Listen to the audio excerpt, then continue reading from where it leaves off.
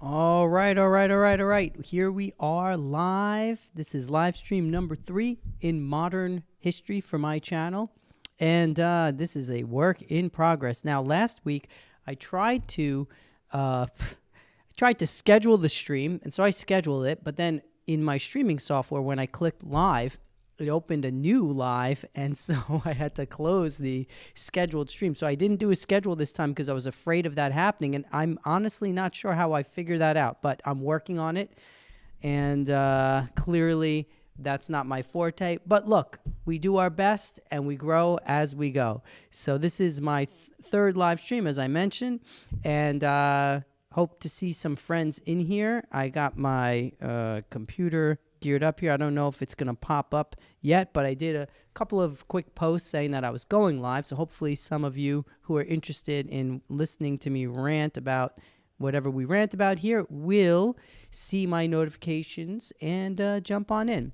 So today we're talking about a lot of stuff. First, let's make sure we're in focus because let's see, here we go. Am I in focus? That looks pretty good.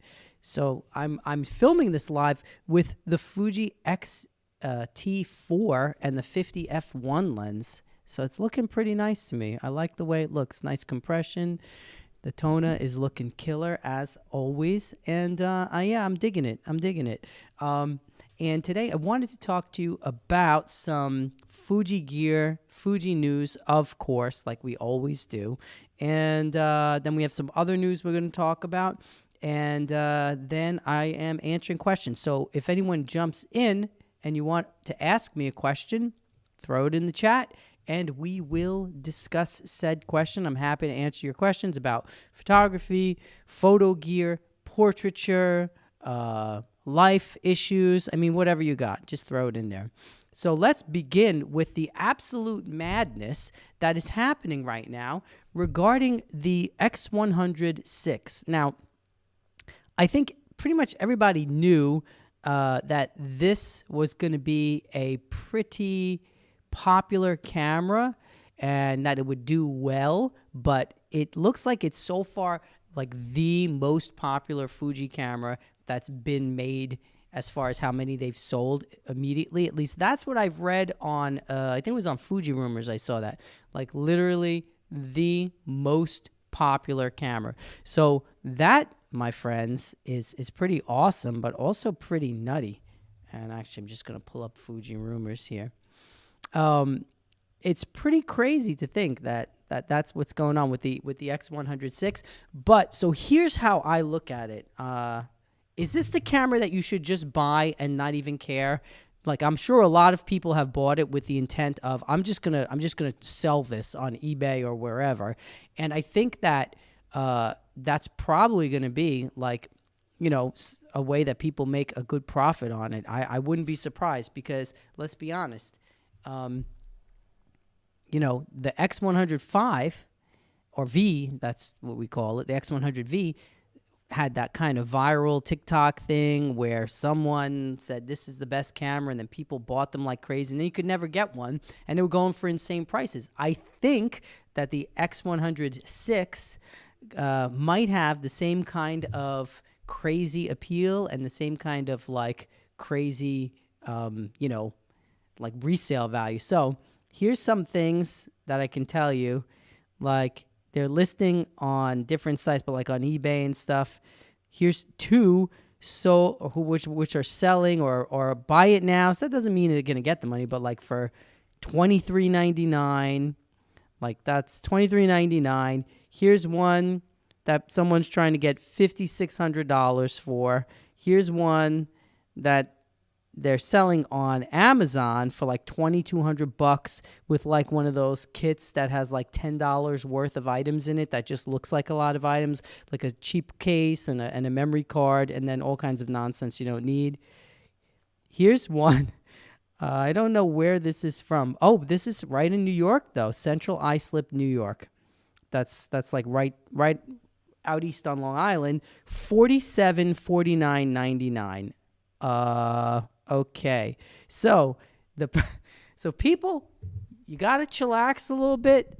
You're going to get your X100VI, but would you spend $6,000 on a camera that's really selling for like $1,500, $1,600? Well, I guess if you really love it that much and you want it, I don't know, who am I to judge, but that's crazy to me. So let's keep ourselves sane, people, because that is a nutty amount of money. So, but I think that people are going to buy them and then obviously resell them. The gamble, of course, with all of this is how many does Fuji make? Does the market get saturated enough that there's no demand, right? Because they didn't make enough of the X100V, and so the demand went crazy. But it looks like they've anticipated the demand this time, so they're making a lot more. So if you do buy, I know probably some people have pre-ordered a few of them with the intent on selling them. But who knows? By the time you get it, you might be able to just sell it for what it's worth. But that's the gamble we take when we do stuff like that, right? So that's what's going on with the X100V. This pretty much craziness there. Let me get onto here so I can see if looks like we're popping up in the feed now. Sorry that I didn't give you guys like a ton of notice about this stream, so I do apologize for that. But I'm trying to see if it's gonna pop up. All right, it's not. There's some people on here, but I don't know if I can see your chat on there, so I'm waiting for it to pop up on my YouTube, and then I'm gonna see if I can get your questions answered there. But that's what's going on with the X100. I have some good news. I'm going to get one from my partners at B&H. So they're sending me an X100V. Here we go. Let's see. I can see your chat in here. All right. So they're sending me an X100V for review. Not X106. Sorry. They're sending me an X106 for review, which is going to be fun. I can't wait to check it out. I know it's going to be awesome, but we'll see. If I really, really love it, maybe I'll get myself one. But I know that a lot of people are like, well, why spend, if you can get an XT5 and like a compact lens, and it's like, for around the same price. I get that. I do get that. And for me, the XT5 is my like travel along camera. I take it with me pretty much everywhere. You could also look at like an older X Pro series. Like I have an X Pro 1. I love that camera. And there's something about it. I mean, something about the black and whites from that camera. It's really special. It's really unique. So I think that's another thing people can do. But if you want the latest and greatest technology, of course, that's what you want to do. All right, so there you go. There's your X106 stuff. Let's talk some other Fujifilm news. Tamron apparently is going to release some lenses now that have aperture rings. Apparently, that is being reported by Fuji Rumors. I think that's super cool because here's the thing for me. When it comes to like manually dialing in your exposure settings, which we love to do if we use Fuji, the thing that I love the most, I should say, about that is the aperture ring. Because I find that I don't mind having a command dial for the shutter speed. In fact, sometimes it's easier just to dial in the shutter speed with the command dial than to dial it in, because you have to take your face away, and then, or to do this with the knob, you got to take your finger off the shutter button. But it's so easy to change the aperture with the ring. So I think that the biggest kind of, downside of a lot of the non-Fujifilm lenses, like the Sigma lenses, the Tamron lenses, which are great lenses, has been no aperture ring. So if they start doing that, I feel like it's going to be probably something that us Fuji people are going to love. It's going to be a big hit, I would imagine. I know that I would love that. So that's cool. Here's something funny. Now, look, I'm attempting something new. It's a mess, so forgive me, but I think I got it working here where I'm doing like a split screen. But I'm really trying to figure out how to do this well. So just bear with me. But here we go. Wait, that's not what I wanted to show you. Wait, what happened? Let's see. So, oh yeah, here it is. So this is from our friends at Fuji Rumors, and I could see it's popped up in there. So this is so funny to me, and I remember this lawsuit about the X Pro 3 had happened back in 2022. So someone filed a lawsuit against Fujifilm saying that they falsely advertised the reliable durability of the X Pro 3. And I thought that was hilarious at first on one level. It's kind of sad on another level. But I've never used an X Pro 3. I don't have one. But I have heard some things from people. We've heard things, things from people. I heard things. And so I don't know what the reliability of that camera is. I know it's a beautiful looking camera with the worst possible rotating screen you can imagine. It's like an oven door screen. You can just open it up and that's it. Just open the oven door. That's all you get. That's all you get, Fuji fans, and you don't complain about it. And then you close it, and now you can see a little screen, which I thought was pretty cool with the film sim on it. But come on, that's just... But anyway, the whole case has been dismissed. So here's what the court said. So congrats to our friends at Fujifilm. They won this lawsuit. When the listing is read in full and in context, plaintiffs' cherry picking of certain words does not lead a reasonable consumer to that conclusion. There's nothing unambiguously deceptive about the defendant's product listing. Okay, I mean, I kind of get that. I think that, the problem with a lawsuit like this is that it would open, like if they ruled against Fuji and they said, you're not the reliability, you're not really showing it, then I would imagine it would open the door to like all kinds of crazy lawsuits, like, with every camera company. And then obviously that could ripple with all technology.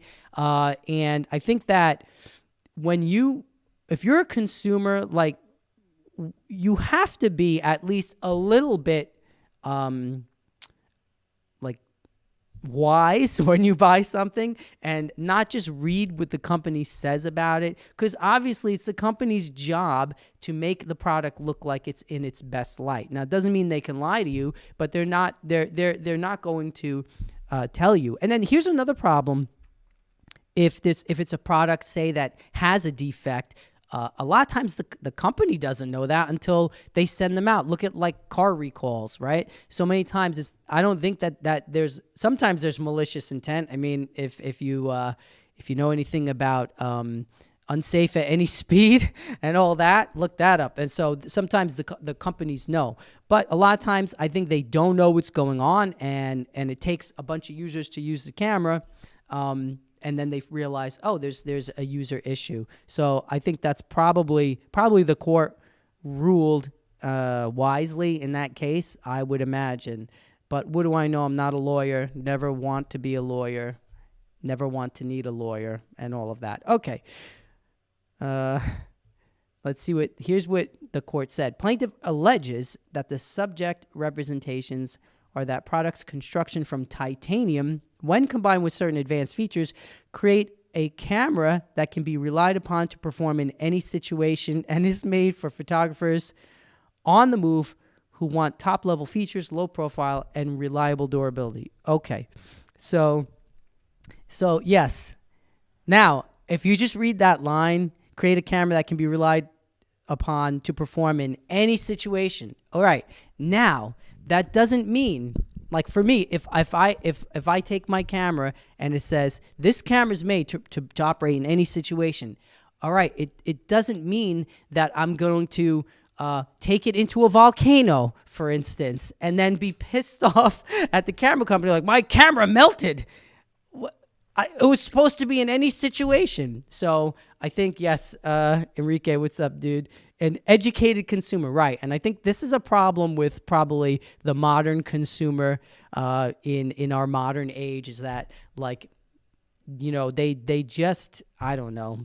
Are we getting dumber as a collective Earth? Maybe, who knows? But I digress. I mean, It's only few years ago, like maybe 30, 40 years ago, actually a long time now, where the first like person burned themselves with McDonald's coffee, and then they won a lawsuit. And I think that was the beginning of kind of like people suing everybody for things that you should know better. This is why when you get an item and it's like wrapped in a plastic bag, it says all over the bag, if you have a baby, do not put it over the baby's head, or stuff like that. It's like, what? It's like, do we need to be told that? Well, apparently we do. Okay.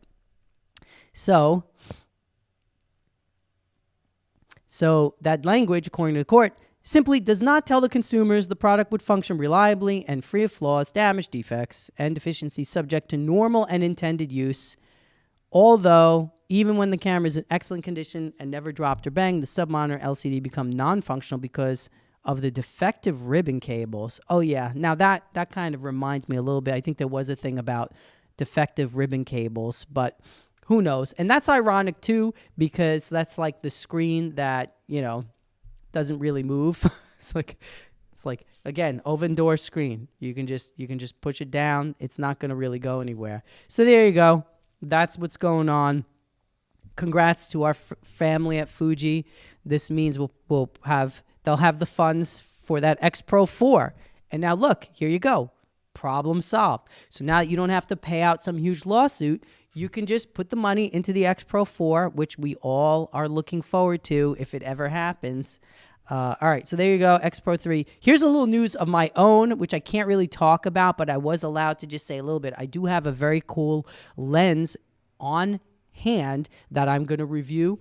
It hasn't been released yet, but I can tell you what it is. I'm not allowed to show you pictures of it, and I'm not allowed to show you pictures from it, but so far it's a cool little lens. I'm really enjoying checking it out. It's a TT Artisan 56mm f1.8 autofocus lens. So stay tuned to my channel for a review of that whenever that happens, probably by like the end of the month or so. But I'm excited about that. That's my little news. Now let's talk some more news. Now this article comes to us from F-Stoppers, my colleagues at F-Stoppers, and love you guys and girls. Great place. And this is by my friend and editor Alex Cook. More news about Canon's most important camera emerges. So, like this Canon EOS, whatever it's called, EOS 1. Is that what it's going to be called? They already had an EOS 1. Oh, EOS 1, EOS 5, R1. That's what it's going to be called, R1. So here's the thing. This thing has been so anticipated. There's been so much news about it. And then the last thing that I heard about the R1 is that they're not going to have them ready in time for the Olympics. And okay, I don't know. And then people were freaking out about that. And then it came out, oh, it's not going to be that high a resolution. It's going to be a low, like 45 megapixels or something. We don't know anything. But one thing I feel confident about is that Canon is got something super insane up their sleeves with this camera. That's the one thing that I feel like we can sort of be confident of because they've been so tight-lipped on it. They've been working on it for a long time. And then Digicam Info is reporting, trusted sources suggest that the EOS R1 will debut prior to the R5 Mark II's unveiling, which I find that to be interesting too, because what does that say about the R5 Mark II? That probably means that there's some new kind of cool technology in the R5 as well, the Mark II, that maybe they want to introduce with the R1 because it's like something new and super cool. I don't know, maybe. I can tell you that I am an R5 owner and user, and I absolutely love that camera. And it's a great camera. It's pretty much good at everything.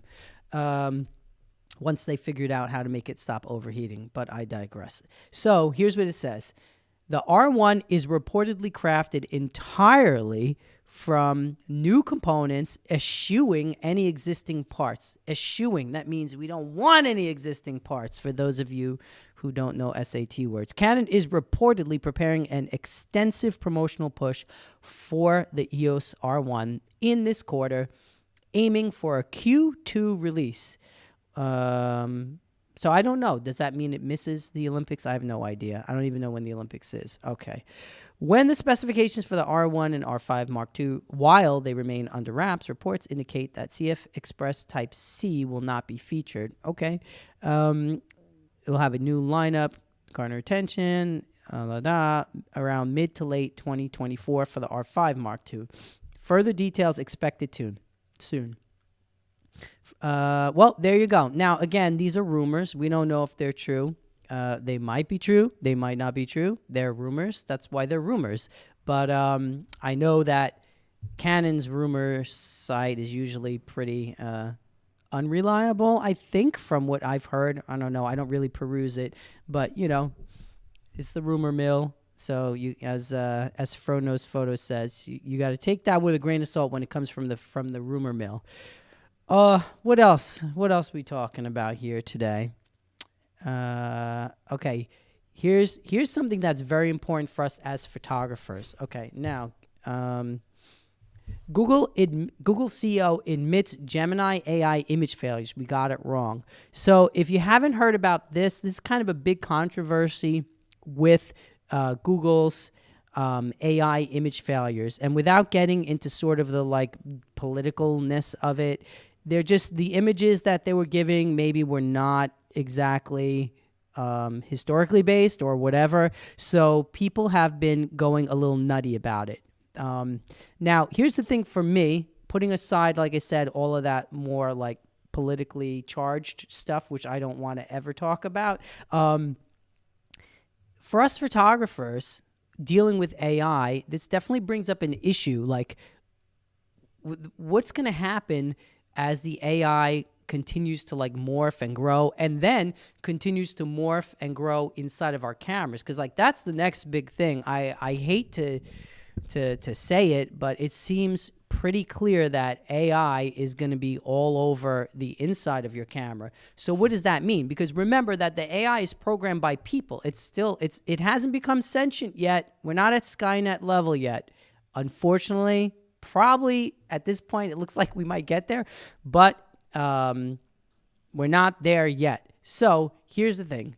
What happens when the programmers program your camera to do certain things? I mean, you don't have to think far and wide to realize that there's like a lot of implications here for us as photographers, not only on the image creating side, but also on the image producing side. Like, where are we going to reach that level where your camera is basically doing the things that you don't want it to do, as far as like the way it exposes an image, the way it creates an image, if it's filled with AI?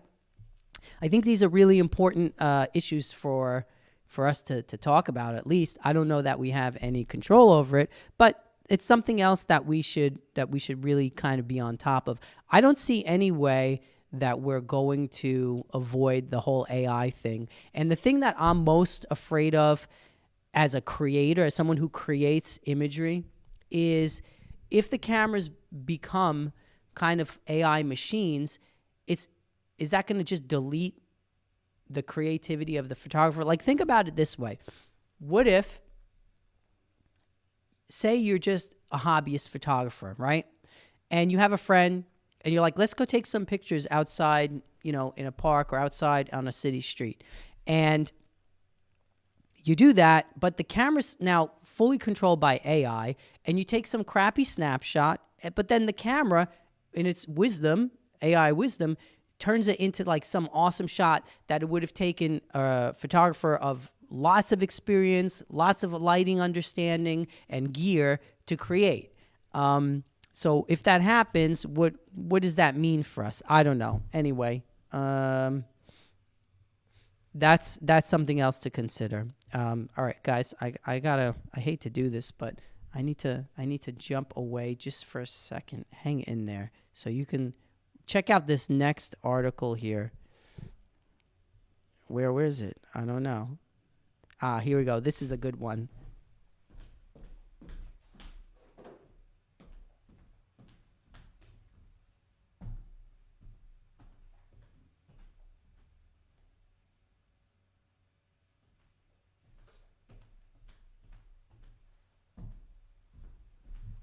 All right, I'm back. Sorry about that. So here's something that I think is super cool. Again, especially if you're someone who absolutely loves like retro cameras, retro design, maybe dabbling in film. Pentax's brand new film camera will launch this summer. Now, I think this is really cool, and I think it's also really silly at the same time on some level. But I would actually welcome this, because I think what's happening now is we're starting to see this sort of like renaissance of film. Just like the record industry had a big renaissance, and now you have lots of people, lots of audiophiles who are collecting records, a lot of musicians releasing records nowadays, a lot of people buying the equipment. I kind of see this happening for film, and it seems to be like it's happening a little bit now, but only time will tell on that, of course. But check this out. Pentax's brand new film camera will launch this summer. The Pentax's film camera project, which was first announced in December 22, is moving on to the next stage of its development and is scheduled to launch in the summer of 2024. The camera, which is expected to be a fixed lens, hand-winding compact model, is now actively in development and out of the research stage. During the research stage, we received many valuable pieces of advice and suggestions from film camera enthusiasts around the world. We will try our best to develop a film camera that will satisfy their expectations. Okay, so again, this is pretty cool.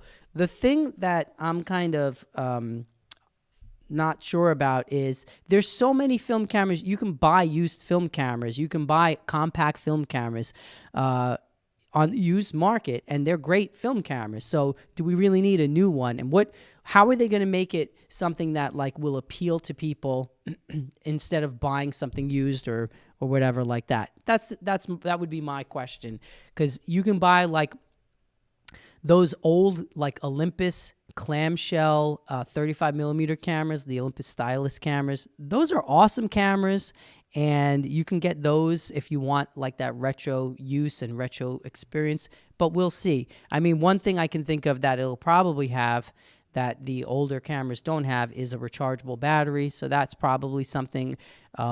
Those older cameras, a lot of them have like one of those weird 123A or CR2 batteries, which were very common back in the film days, but aren't very common right now. So Pentax is doing some cool stuff. They're releasing some cool stuff. We'll see what happens there. Anyway, so if you're hopped on here, you have a question, I'm here to answer your questions. Drop them in the chat, and we can talk about photography, Fuji gear, all that kind of stuff as we go. So feel free to drop me a question. Because everyone tends to, if I say I'm signing off, then everyone will start dropping questions there. So don't be shy, people. Don't be shy. Okay. One more bit of news. The White House photo competition, and this comes from Petapixel. White House photo competition reveals the best political images of 2024. So I didn't realize that there was a White House photo competition. I think that's pretty cool. But let's check out some of these images are super cool. Like right here, that's Jim Jordan surrounded by all this press. I just love this image. Who took this image? Win McNamee. That's awesome. Good work right there. I love how, he's isolated in his white shirt and his tie, and how everyone around him is just sort of in shadow. This is an awesome image. So that's very cool. Here's the president and his wife in a little moment, which is awesome too. Just so good. I love black and white. Oh, wait, no, that's not his wife. President Joe Biden, greeted by Jane Hartley, Ambassador of the United States to the United Kingdom. Okay, well, that's a very friendly greeting. There you go. This one I'm interested in, because is this a composite? It's got to be a composite. You know what this probably is? No, it's not a composite. There's probably a dude here, maybe like a Secret Service or someone standing here in the foreground, and then you got President Biden going up his ramp in the background. I love this image. This is super cool. I just think it has a really old school kind of vibe to it. Here's Tiger Woods. That's pretty cool too. He looks kind of upset, but that's Tiger Woods nowadays a lot of time. And let's see. Oh, former President Trump. That looking a little shabby there. That's another cool image. He's got the signature red tie and the signature whatever color hair that is going and flowing in the same direction. Hey, Peter Roloffs, what's up, buddy? Thanks for joining us here. So everyone, if you're on the Instagrams, look up Peter Roloffs. He's an awesome headshot and portrait photographer. And not only that, he's an airplane pilot. So Peter, I hope that you're not flying any Boeing airlines, at least at this moment. Hopefully you're on a bunch of Airbus airplanes and with very secure ports everywhere. Things kind of closed properly. This image I like too. Super Bowl. So this over 4,500 images were entered into this competition. Categories include portrait, pictorial, presidential, features, sports, domestic news, international news. But this is from the White House. That's pretty cool. I did not know that the White House did this kind of a thing. All right, so a couple more images. This is a super captivating image. Wow. Rescuing a baby that was drowning. Very, very sad. And anyway, check this out on Petapixel. There's so many awesome images in here. This article, which is the White House photo competition. So cool. All right, here we go. We're starting to get some questions in there. Let's see. Oh, nice. Good, Peter. Peter says he's going home in a train, so that's good. You're on the ground. He'll change to Airbus next year, he thinks. Okay, well, you know what, man? Good luck. All I know is that I'm just that Boeing stock I bought, man, that was so far not a good move. Not a good move, but we'll see. That's why you got to play the long game. You just got to leave it and not worry about it. So Boeing, get your act together. But yeah, I mean, I know that when I fly, like an Airbus is kind of like, okay, good, I'm happy. All right, so let's answer some of these questions. So I'm going to undo this, even though you're going to see that for a second. There you go. So let's talk about some of your questions, people. Who do we have here? All right. We've got Felix. Hey, what's up, Felix? How you doing? Good to see you in here. Hi, Pete. I have a question. I'm not able to get my XT5 working as a webcam on my M1 Mac. Do you have a conclusion for this issue? All right. So, yeah, here's the thing. Fuji as a webcam, they've got a little bit of a road that they need to travel because it needs some work. So the first thing I would recommend is uninstall, if you have like an older version of the X, what is it called? X webcam software. Uninstall that, install the new one, and try that. Now the other thing is it's finicky if you have other kind of softwares in there too. So I have like the Canon streaming, the webcam Canon software. Sometimes that can make it a little funky, but I would start by uninstalling and installing it. The issue that I found with using a Fuji camera as a webcam is it doesn't let you, once you plug it in, like right now I'm streaming this, as I said at first, from my X-T4 and my 50 f1, which, oh gosh, I love that lens. Guys, I love it. And this, the Tona I have here it's not even wide open like this. It's stopped down a little bit. Anyway, so, yeah, Felix. So the issue I've had is that once you plug the camera in, you can't adjust anything, which I find very frustrating. So this is, and like if you have the webcam little menu, it only gives you, it gives you instant AF, which is good, so that you can press that button and the camera will focus on you. You have to make sure you're in the zone and have the autofocus set right. But you can only do like exposure compensation, white balance, and that sort of thing. You can't do like actually changing the aperture and shutter speed. Now, my friend Jacob has told me that there is a way to do that. So I have to pick his brain about that because I tried it and I couldn't get it to work. And so if I figure that out, I will definitely do a video on that or something. But again, Felix, a couple of things to try. 1, reinstall the software. 2, reboot your laptop. 3, try different, like plugging it in and like plug it in first and then turn it on. You know, that kind of stuff. Don't turn the camera on until it's plugged in. So sometimes those things can be part of it too. And this also depends on where your webcam is going to. So that's another thing that I would say that you want to. Let's see, Felix, you got back in there. I have the new webcam software, but when in the camera, I only have a black screen. So, you know, that might be as simple as selecting the right source. Make sure the camera's on photo. That's another thing. So it might not be able to do that if it's on video. That's another weird thing about it. So set the camera, like right now as I'm filming, my camera's set to photo mode. And then I have to choose the source. So I have to go into the video properties of whatever software I'm using and then choose the proper source. It might be something simple like that, but definitely try like rebooting and all of that and see what happens.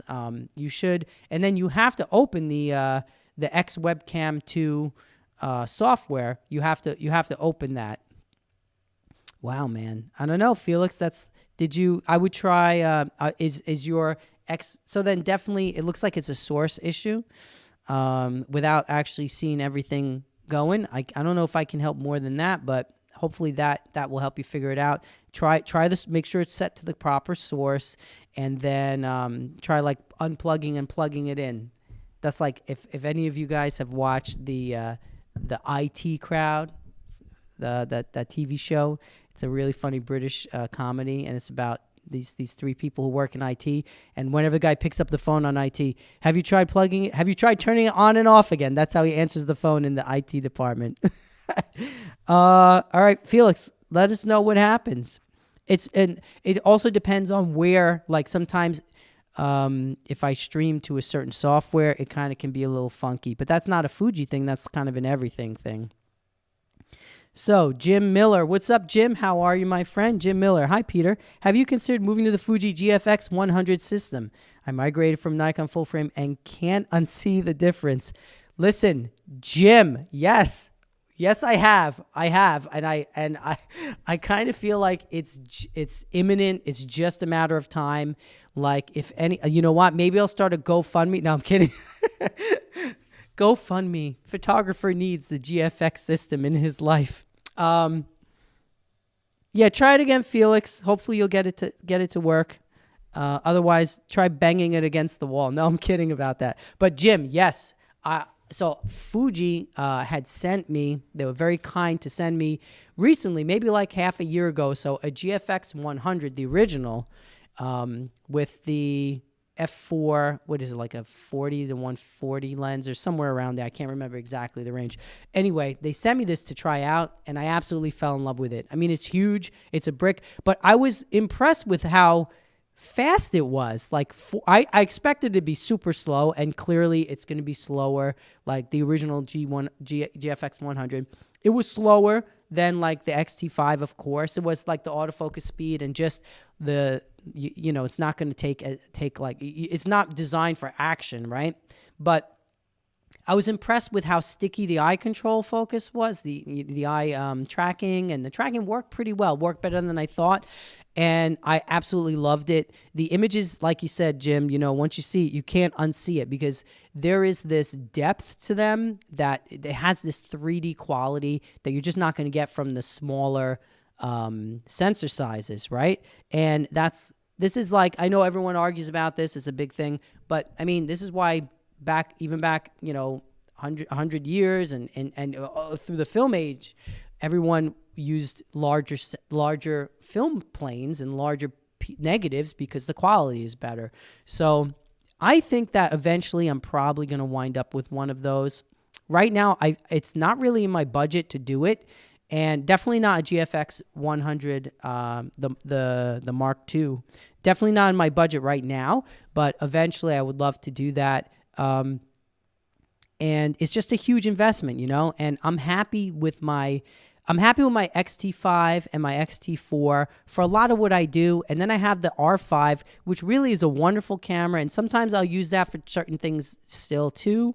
And that, even between the Fuji APS-C sensor and the full frame sensor in the R5, you can see a little bit of a depth difference. And there's going to be more quality there because it's a larger sensor and it's more megapixels too. So, but it's really a lot about like the reason I love the XT5 so much is because of I love the shooting experience. Obviously, I love the quality is great. I love it. It's good for what I do, but it's the user experience I find to be much more pleasing. Like the R5, and you know, I've been using it on and off for a while now, so I'm definitely not. It's not like I have every function under my fingers like I used to. But the R5, sometimes I feel like I'm searching for a certain feature. And then the vertical grip on the R5 is just poorly designed. Like the main command dial on the back of the camera, which is like that scroll wheel, is so far from your thumb. It's just not very intuitive. So that's why I'm doing what I'm doing. But yes, Jim, if you want to... Give us some other thoughts on that GFX 100. Did you get the 100 Mark II? I would imagine, maybe. But then I was even considering, honestly, thinking about like looking at getting a used 100 because that I used it and I absolutely loved it. But the prices are still pretty high from what I saw. So maybe as the prices go down, that might be a way for me to get into the system without breaking the bank. In the meantime, I probably will at least get one if I can get my hands on one from, like, Fuji is very good. They'll send me stuff. And B&H, you guys know, like, B&H are my partners. I'm a B&H affiliate, and I say every time, like, B&H has been so good to me. So they will send me anything to try out. They're really kind to me. They really help support my channel and what I'm doing here. And so I appreciate them very much. So if you're buying something, go to B&H, go use one of my links in one of my videos so that they know that people are actually, you know, buying things and like that someone is actually using the links so that they know that it's worth it for them to sponsor me. Like, and of course, yes, I get a little commission on that, but so Jim, oh, you have the original. Yeah. So Jim, I got to tell you, man, I loved it. I don't remember having any complaint about it. Like, again, I knew it would be slightly slow. I knew the autofocus. I thought the autofocus would be bad when I got it, but that's why I was pleasantly surprised when it was like solidly good. And I took that camera. I have a video about it. I did a couple of videos, but I took it. We did a shoot at like a boxing gym in New York. Me and my one of my buddies, and I took it there, and it just did an awesome job. Like, it was really, really awesome. It was very, very cool. All right, let's see, Enrique. I understand the appeal of the X100VI. Yeah, I have all the Fuji f2 lenses. What's your opinion on the XT5 for $100 more? Better battery, 2 SD cards, 2-way tilt, using the 23 f2 on it. Yeah, see, Enrique, that's the question, right? Like, for the price of the X100VI, here's where a lot of people are saying, a lot of existing Fuji users are saying, well, why would I can just spend a little bit more and get an XT5 and I get a lot more value for my money. There's definitely a lot of truth in that, right? I think that there's something to be said for that. And I kind of mentioned this right at the beginning, but I think there was no one in here at that time. I was talking to myself.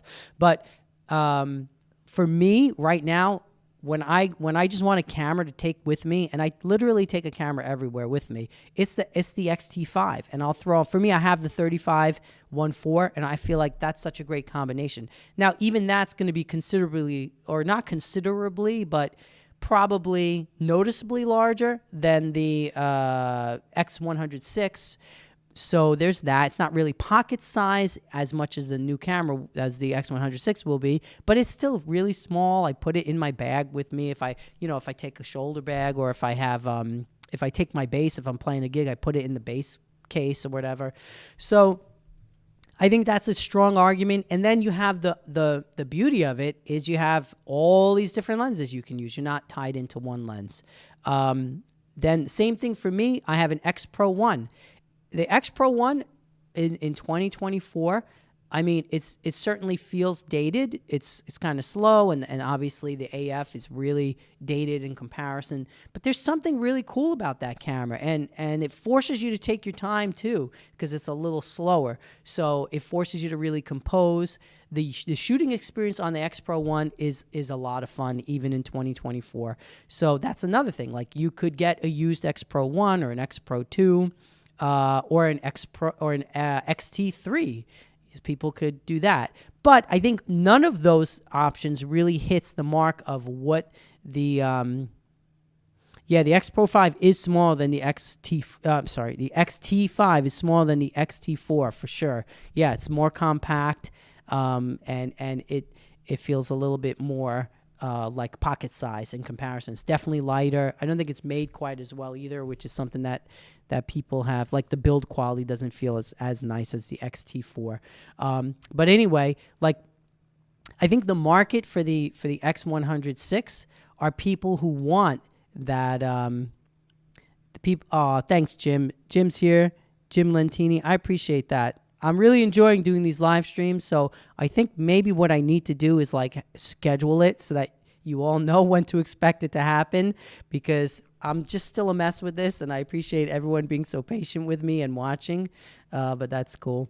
But the X100VI is really designed for someone else, I think.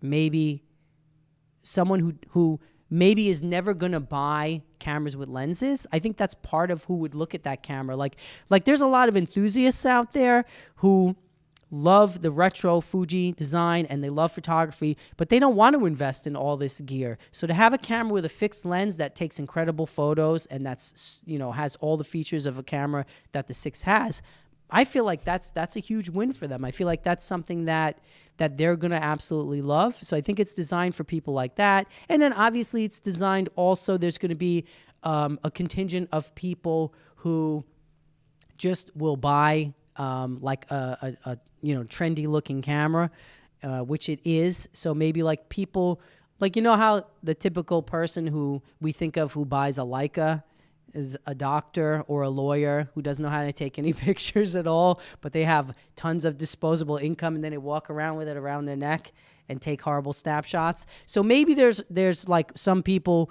who are going to be doing that with the X100VI. It's just like an accessory. And then what I was saying at the beginning of the stream is I might as well say it again, because again, I don't think anybody was here when I started, but there's already like insane prices. So someone posted someone on Amazon with some like little terrible accessory kit that has like $10 worth of junk that looks like it's special for $2,200. There's another one listed somewhere for $4,700. Another one listed for $5,600. Like, the prices are already insane. And so the thing is, like, I think a lot of people pre-ordered them with the intent of like, I'm going to get this camera and sell it. And based on what happened with the X100V, like the viral TikTok, whoever posted a picture of it and that made everyone buy it. And then it was like, there was the demand was so low, the supply was so low and the demand was high. And then people getting crazy prices for that camera used. So I think people want to do that with this. However, it really depends on how many Fuji has made. So if they blast out a huge supply and everyone gets them right away and there's not a lot of demand, then I think in that case, the prices are not going to be crazy. But that's a different story. That's not really what Enrique was asking me about. Let's see. XT5 versus X100V. That's Fallon 073. Yeah, that's kind of what we've been talking about. Man, well, I guess for me personally, if I had to choose, 100% for me, it's an XT5 if I only had to choose. In a perfect world, though, I'm getting both. So that's my non-answer. But X-T5 makes so much more sense for me as a portrait photographer because I like being able to change lenses. It's really that simple. It's super small. I can put a little lens on it and I drag it around. I just put it around my shoulder and it's fine. So the size and weight is negligible. You're getting a lot for your money in the X-T5. I still feel like the X-T5 for what you get, the performance, the speed, the continuous shooting ability, the 40 megapixel sensor. There's so much in that camera that really I feel makes it a super tremendous value. And then especially if you find one used. So, oh, Jim. Yeah, there you go. Jim is posting. Sold on eBay, $2,300 to $2,500. Damn. Like, if you need to have an X100 Mark VI that badly, I don't know, like, you need another hobby or something. I think it's honestly, for us in the photography world, which is kind of like has been on life support for a long time, especially compact cameras, that's kind of awesome. Let's look at the positive, people. Let us look at the bright side. People spending $2,500 on a $1,500 camera because they need to have it today means that the compact camera market certainly is not dead. So I think that's pretty awesome. I think that's pretty cool. Kathy's in here. My buddy Kathy Healy. Kathy, oops, X100VI. Is that oops for me or oops for you? Yeah, I said X100V probably, but you guys know what I'm talking about. So that's how I feel about that. I think it's cool. It's cool to see. I do have one on pre-order. We'll see. And so again, thank you to my good friends at B&H Photo. So they're going to send, when they have one, they're going to send me one for review. So it doesn't mean I don't get to keep it. Let's keep that clear. It's not like I'm getting one and they're just like, have fun with it, Pete. Keep it. No, you got to send it back. So just to be clear on that. But they do let me review it. And the thing I like about getting the gear from B&H for review is B&H will let me hold on to it for a little bit longer than if I get it from Fujifilm. Usually, if you get a product from the companies, like if you get a product from Nikon or from Canon or from Fuji or from Sigma, lots of times you got to send it back in like a week. So the thing is, that's not really enough time. And you got to really, because what I like to do when I have a product for review is I want to spend a month reviewing it. I want to like use it on a number of shoots. Like when I bought the 50 millimeter f1, and I figured if I don't like it, I'll send it back. And I just found a good deal on a used one. So I was like, I wanted this lens for a while. I bought it. And so I bought it. It's mine. And I used it for a month before I even made my little review on it. So I really got to try it out and really got to know it. And I had a firm grasp on what I liked about it and what maybe I didn't like about it. Kathleen, oops for me, as I posted above, calling it X100 4. Oh, I see. 4 versus 6. Yeah, Kathy, don't feel bad. We all get our Roman numerals mixed up once in a while. A few outliers, close to $2,900. All right. I mean, I don't get it, guys. I don't get it. I think it's again, let's look at the positives. I think it's really cool that people want to spend that much money. Okay. But like people want to spend that much money on it. More power to you. Congrats on having so much disposable income.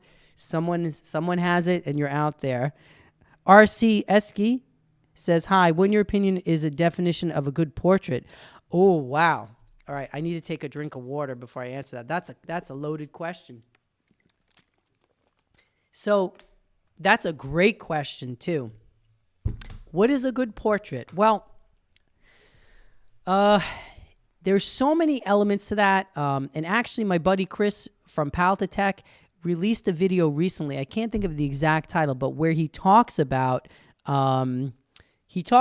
like good versus bad, how to take a good photo. And he's very, very like concise about how do we know and what makes the differences. So I definitely recommend you check that out. But I know for me, you got to remember, like, there's a ton of subjectivity when it comes to art, when it comes to all of this kind of stuff, right? But there is also a lot of objectivity that we want to be aware of. So my advice, for me, a good portrait, putting aside all of the technical details and all of that, captures the essence of a person, causes the viewer to stop and gaze at the image, and tells a story. And I think that's basically it, you know? Oh, Julie's here. Oh my God, my buddy Julie. Yes, we did. So Julie, now I'm going to shamelessly plug myself. Julie is in I have like a private mentoring / coaching group for photographers. It's for anyone who wants to be a professional portrait photographer. We talk about photography. We talk about building our business, a lot about business stuff. And we talk about mindset and growing as people. So Julie, you can plug me about that, but I'll put the links about that in the description below. But so we meet once a week and we do like a live stream and we talk about all this stuff. But yeah, Julie, you can plug me. I'm not good at plugging myself, people. Anyway, so yeah, what makes a good portrait? Well, those are the criteria for me. Now, the thing is, when it comes to photography, and I kind of use the example from music for me as well, because like I'm a bass player. Most of you know that I'm a musician. So I play the double bass. I've been trained in jazz and classical. Now, there's like very, very like free jazz, and there's some musicians who maybe can't play traditionally very well, but they'll just like bang on an instrument, make all these weird noises. Is that art? Is that, I don't know. Like, I feel like you got to do the work. So here's how I feel as a portrait artist and a photographer. I feel like you got to do the work. You got to put the time in. Like, you got to study the masters. You got to work on your craft, because by and large, a good portrait is going to have good technical things about it. You know what I mean? Like, the composition is going to be good. The lighting is going to be good. If you light someone poorly, they look bad, and the photo doesn't speak as well, by and large. So I think that there's definitely a technical element. There's definitely an element of just like, for instance, an image that's sharp. Does it have to be tack sharp to be a great portrait? Yes, but no. Sometimes it doesn't. I mean, so it's ironically, I've got right here, I'll show you on my desk, this Peter Lindbergh book that I've been looking at these portraits. Amazing work. Some of them are a little soft. Some of them are sort of blurry, but they tell a story. So I think that's an awesome question. Andrew, what's up? Andrew's here. No idea you were a bassist. Non-photography question. French or German bow? I'm a total German bow guy. That's me. So I feel like there's that if we want to be great as photographers or as musicians or any kind of artistic endeavor, I think that it's best practice to put the work in, learn what the masters did, learn from the tradition, know the rules before you break them. I don't think you have to do that, but I think that sometimes you can, like kind of just jump into it without knowing and then break the rules. Yeah, you're welcome, RC. I know that's kind of a convoluted answer. I hope it sort of helps a little bit. But if you're an aspiring portrait photographer, RC, that's my advice to you. Like, a good portrait, it's generally gonna have good technical details to it. The color's gonna be good. The crop is gonna be good. The expression of the person that you're photographing is gonna draw people in. And all that kind of stuff. So this is how I would definitely look at it if I were you. And like, here's the thing: if you want to become a great portrait photographer, there's no secret to doing it. One of the main things you need to do is just photograph a ton of people. Like, every time I photograph somebody, whether I have a client in my studio, whether I'm on location somewhere, I'm taking portraits of someone, it is a huge learning experience. It's a huge lesson where I learned so much because every person is unique, every face is unique, every personality is unique. So there's no one size fits all when you work with people. And also every face is so different that you kind of have to figure out like, well, what's the best way to photograph this particular person, right? Some people look good from certain angles and from certain expressions. So I think a lot of it is also based on the unique individual you're photographing. And then you got to just experiment too. At the end of the day, you want to be able to experiment. You want to be able to not feel like you must do something just because that's the traditional way. RC, it is hard to answer that question. I want to know how you see that. Yeah.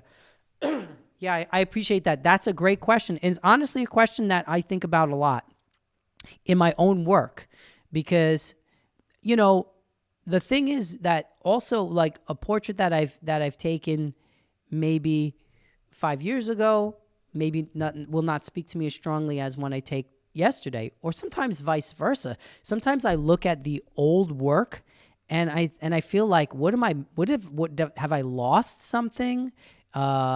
Like, I don't feel like sometimes I feel like I'm not doing that right now.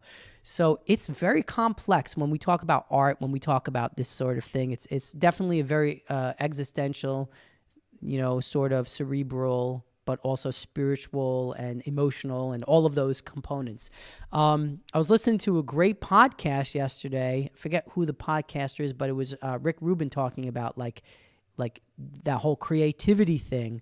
And how sometimes he'll work with bands where at the beginning they're so raw and they want it so badly that their work is so unique. But then as they become more established, they kind of lose something. So I think that's something cool too that we should consider when it comes to, well, what is a good picture? What is a good portrait? Sometimes it's the person who doesn't have the formal training who, you know, who will be like the most sort of raw in their imagery or in their music or in whatever it is. So these are complex questions. So Andrew, you knew I played German bow, didn't you? German bow, and that's what I'm sticking. German bow on a German bass. That's what I play, people. Enrique, you didn't ask, but I'll tell you anyway. That's cool, man. I recently got an XF33 1.4, my best prime so far. Yeah, dude, that is on my list. Like, I want that lens, so that's totally on my list. I want to get it. It's probably a matter of time. But right now, I'm happy with what I'm shooting with. And that's where I'm at. But, you know, I feel like the investment in lenses is definitely better than the investment in camera bodies, right? Because the lenses are going to outlive the camera bodies. Let's see. Peter, love your own work. Practice, practice, practice, and don't be afraid to make, quote, mistakes. Yes, Peter, there's another thing that's so important. Like, sometimes if you make a, quote, mistake, it turns out to be the awesomest photo, and then you kind of learn a skill that you use, and you're like, oh, I'm going to do that again, even though it's technically not the right thing. So that's very important too. The more, like I said, and like Peter's saying, the more people you photograph, the better it gets. RC, you don't think is that much photography everywhere and people just scroll photo after photo and don't care about good photos anymore?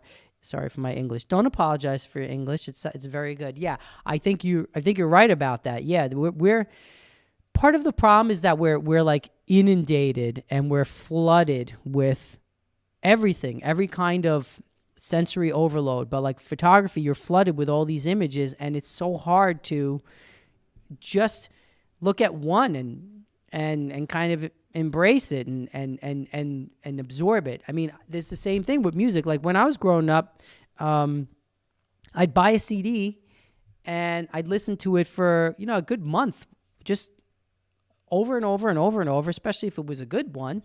And you'd really absorb the music. You'd get to know the artist. You'd get to know everything about it.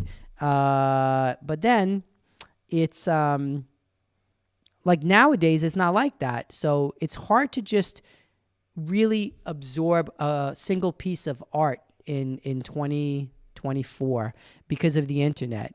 And what happens is a lot of things start to become the same, right? So I think it's harder now to find your own unique voice when it comes to being a photographer and when it comes to being an artist, because you'll see so much on Instagram or online or whatever, and then it sort of influences you, and then people think, oh, I got to do this trend or I got to do that trend.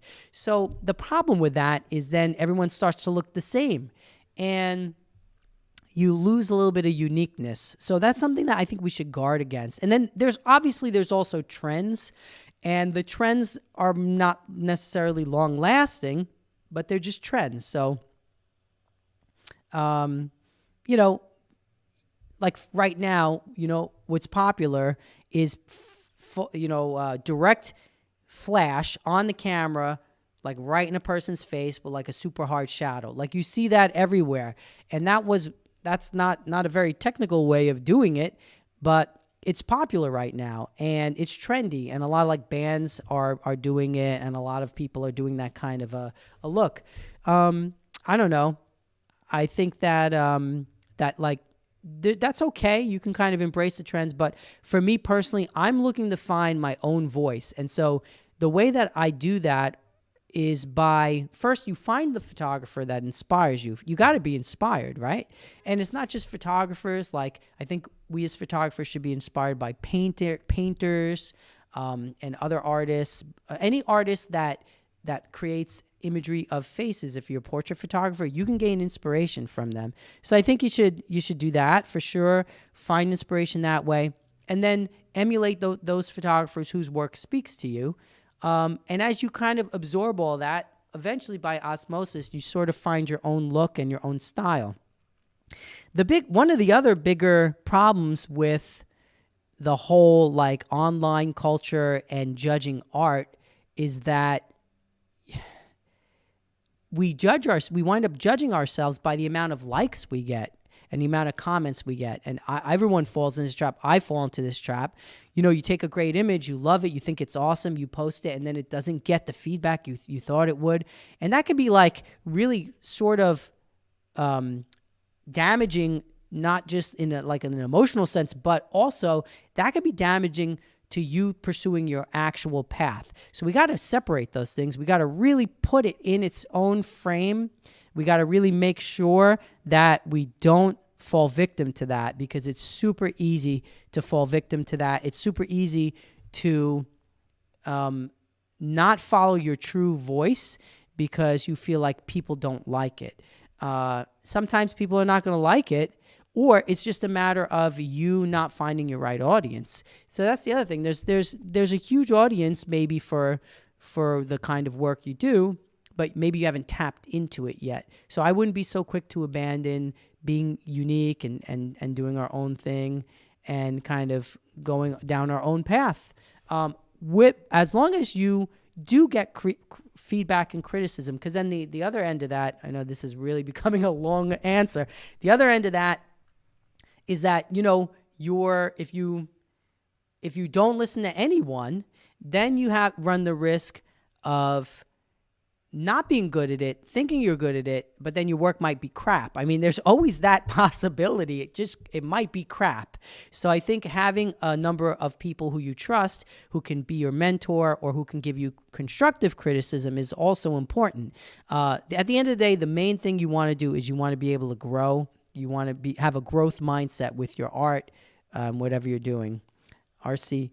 So what are you giving a good indication of the work you do is good? Right. Having a lot of likes or opinions face to face. I think that means nothing these days. Yeah, this is it, man. This is the thing that's so tricky about it, right? Because if you fall into that trap, you might be in an echo chamber. I think that if you put here's what I do. I put some value into the feedback I get online. I don't put the main value into that. I put more value into, is this something people want to hire me to do? So for me, as someone who does this in a professional realm, like when I take a portrait, and it's kind of a dramatic portrait. Like on my website, I have portraits that are like the style that I do, which is very dramatic. I love doing it. I also have very clean looking Head and Shoulders headshots, which is a different thing. To me, it doesn't look quite as artistic, but I have people contact me in different industries, not just actors or models, who want that look, and they're corporate people. And so for me, that kind of is a real world way of validating, well, is what I'm doing resonating with people? Still doesn't necessarily mean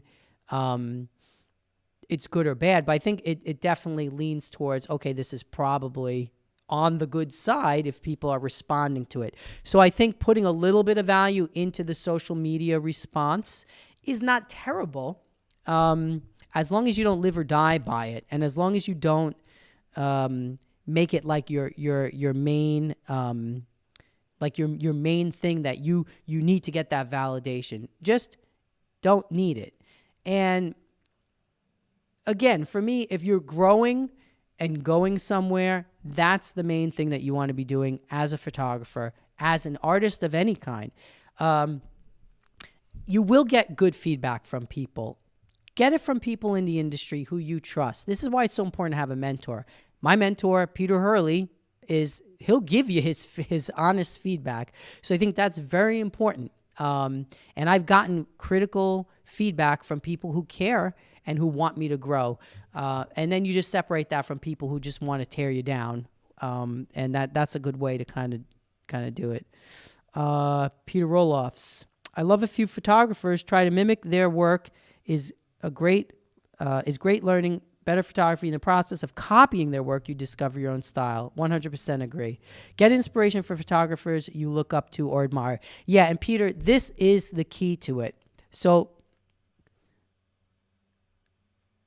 Andrew, thanks, buddy. All right, I'm going to get back to Peter, but Andrew's heading out. Pete, before heading back in from lunch, just want to thank you for doing these live Q&As the past several weeks. I learned a lot, and I've been able to tune in. Andrew, thank you so much, buddy, and I appreciate the base questions. Now you know the base stuff, and yeah, I'll see you in the next one. I'm going to try and schedule these so that you guys know when to expect me, but I really, you guys are the best. I appreciate, just having people interact with me. I'm very happy because I jump on this live stream and I'm not sure if I'm going to be talking to myself. So Andrew, awesome to see you again. I'm looking forward to seeing you in the next one.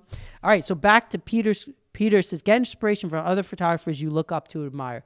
This is 100% how I've grown as a portrait artist and as a headshot photographer.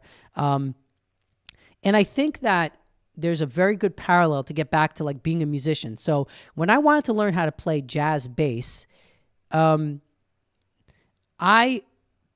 first thing I did was listen to the people that my teacher told me to listen to. Go listen to Ron Carter. Go listen to Ray Brown. Go listen to Scott LaFaro. And so I listened to the people who were the true masters and the innovators in the music. And not once did I try to compare myself to the people around me. So when I was in school, and I did go to school for music, I never once thought to myself, oh, if I'm better than Joe or Susie, then I'm going to be good. No, I would listen to the source material. I'd turn on a Miles Davis record and be like, well, I'm not playing up to Paul Chambers' bass playing standards. That is my standard.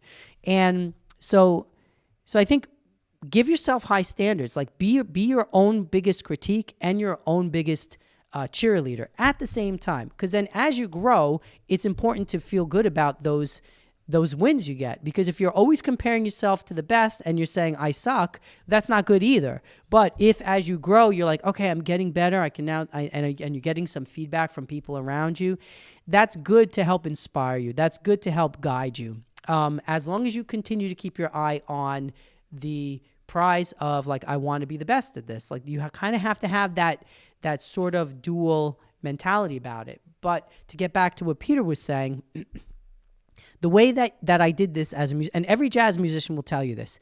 I want to, if you ask them, I want to learn how to play jazz, what should I do? They're not going to tell you, go get a book. They're not going to go tell you, go get a degree. They're going to tell you, listen to every record and learn every tune. Learn it from the masters, transcribe. So if you want to be the best bass player, listen to the masters, learn every note they played, be able to play along with them as on the record, like note for note, learn it, absorb it, and that's how you will find your voice. And so it takes many years of doing that and many different influences. That, and they'll tell you, move into the city and go hit up every jam session and play every night. So that's that. So immersing yourself in it. And it's really the same thing I found for me in my photography journey is like I will immerse myself in a photographer and I will try to emulate them and copy them, not in a way that I want to copy them to kind of like make it out like I'm them, but I'll copy them in order to kind of absorb some of the magic of what they do. And the more you do that, you're going to find that you really do start to find your own style. Like I tell this story all the time, but I guess it's probably worth telling again that, my main influence as a portrait photographer is Ivan Weiss. And Ivan, you should look him up. IvanWeiss.London is his website. He's a wonderful portrait photographer, one of the greats of our time, in my opinion. And he's active in London. And when I wanted to learn portraiture, his work just spoke to me stronger than anything else at the time. I would just look at his work and I would be like, oh my goodness, I want to be able to do this. And so I basically contacted him, which was, it's glad that you're able to do that if it's someone who's alive today. I contacted him. I set up some coaching with him, and he taught me, and he continues to teach me, and he continues to inspire me. And so people sometimes will compare my work to Ivan's, and I take that as a massive compliment because I don't think I'm anywhere near the level of him. But no matter how much I emulate his work, my work's never going to look like his work. It's always going to be his work because I'm not him. But I think you can definitely be influenced by him. It's the same thing happened with my bass playing. My main influence as a bassist for many years was the great Ray Brown. Ray Brown was one of the great bass players of the 20th century, played with everybody. Just a hero to any jazz musician, Ray Brown. And so people will tell me, oh, yeah, you sound like Ray, which I take as a huge compliment, but I don't. It doesn't mean I play like Ray. It means that they can see that he has influenced my playing. So that's kind of how I look at it. I think that's how we want to approach art and finding ourselves as artists and growing. And then to circle back to the more sort of concrete elements of like how do you become better at portrait photography? Well, look, you gotta just do it, and you have to learn by doing, and you have to also have a teachable spirit about it. Some people don't want to learn; they just think they're great already. And the thing that's sad about that is that you're never going to become great. If you think you're great right away, unfortunately, unless you're some kind of like genius that happens once in a generation, maybe. But for the average person, you want to have a very teachable way about you when it comes to your art. And you want to just spend a lot of time not just taking pictures, but studying art, absorbing art, looking at art. I have a bunch of photo books in my studio, and I spend a lot of time just perusing them and absorbing it and trying to find inspiration and trying to, if I feel uninspired, that's a great way to get inspired. So yeah, cool. All right, guys, I'm going to hop off unless anyone else has a pressing question. Throw it in the chat. I'll give you like a minute. And but this has been an awesome stream. We've talked Fuji, we've talked Canon, we've talked portrait photography. I want to remind you all that if you're in the market for a camera, any kind of camera gear, visit my friends and sponsors, B&H Photo. If you go to any one of my videos, unfortunately it's not in the live stream because I got to figure out how to put it in the live stream. But if you go to any of my videos, click on any of my links to B&H, I'd appreciate it because that will tell B&H that people are actually looking at stuff based on what I've been saying, and it helps them to know that they've made a wise choice to, sponsor me and whatnot, and I appreciate that. Peter says this was a great talk, Pete. Thanks, Peter. Dude, it's been awesome having you in here. My buddy Peter Roloffs, go look him up. Peter, throw your Instagram in the chat. Oh, Kevin. What's up, Kevin? Kevin's my neighbor. He's like right in town. Nice to see you. Felix, have a great weekend too. Nice to see you. And everyone follow Peter Roloffs. Go look him up on Instagram. He's an amazing portrait photographer. He's a pilot. He's a guy that I would trust to fly me places. So he's a very conscientious fellow and a smart man. So like if I got on an airplane and Peter hopped on and he was like, "Oh, I'm flying," I'll be like, "Oh, okay, I feel good." There he is. Give him a follow. Peter's a cool dude. He's doing awesome work. Peter's part of the headshot crew. So that's another thing. For those of you who want to be portrait photographers, headshot photographers, want to take it to the next level, join Peter Hurley's headshot crew. I look at this. I'm wearing my shebang sweatshirt. Can you see it? Shebang. I got my Peter Hurley sweatshirt on, and Peter's been a massive inspiration. There's so many amazing people in the headshot crew. It's a way to fast track your skills and your success as a portrait photographer. So definitely check out the crew. And again, I got my own little tiny coaching group. There's like just a few people in it. So it's kind of fun right now because it's just a few of us. We're hanging out. We get a lot of time to talk about stuff. So I have that too. If you're interested, check it out. I'll put all the links in after I finish the live stream. Awesome, everyone. This was great. I'm absolutely loving doing this. So I got to tell you that I will probably figure out like a schedule to it where we can this way I can let everyone know way in advance, hey, I'm going live this time on this day.